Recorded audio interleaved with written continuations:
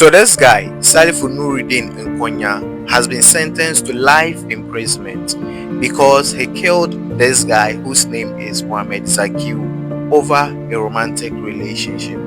How does all this come about?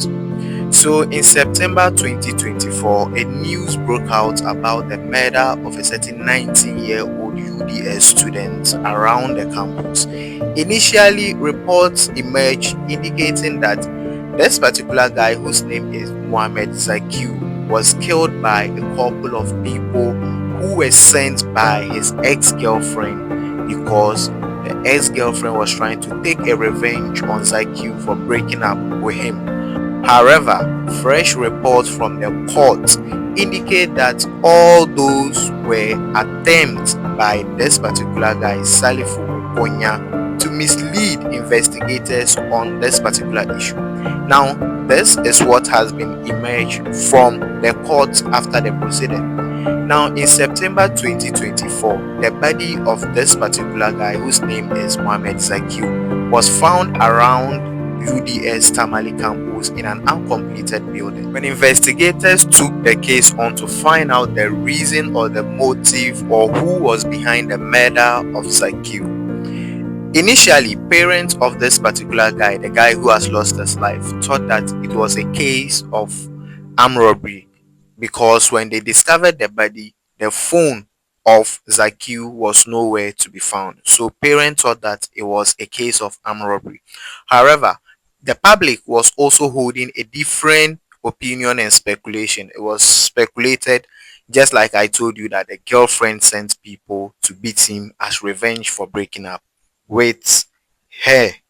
Now, this is the right speculations according to the court. Investigators found out that this particular guy, Zakiu, his body was found inside an uncompleted building. Now, when the reports came out, they started the investigation. The investigation led the cybercrime unit of the Ghana Police Service in Tamale to a residence at Nyankbala. Now, over there at Nyankbala, a search was done in a particular room, and the phone of Zakiu was discovered under the bed of a guy whose name was Salifu Nurudeen Nko-nya. Salifu Nurudeen Nko-nya, this guy happened to be the ex-boyfriend of the particular girl who he tried to frame in this particular case. Now, after the phone was recovered, evidence from telecalls and then digital evidence also showed that when this guy was killed, when Zakiu was killed, the other guy, Nuruddin, took the SIM card of Zakiu, placed it inside his phone, and started sending text messages to friends, families, and including the ex-girlfriend.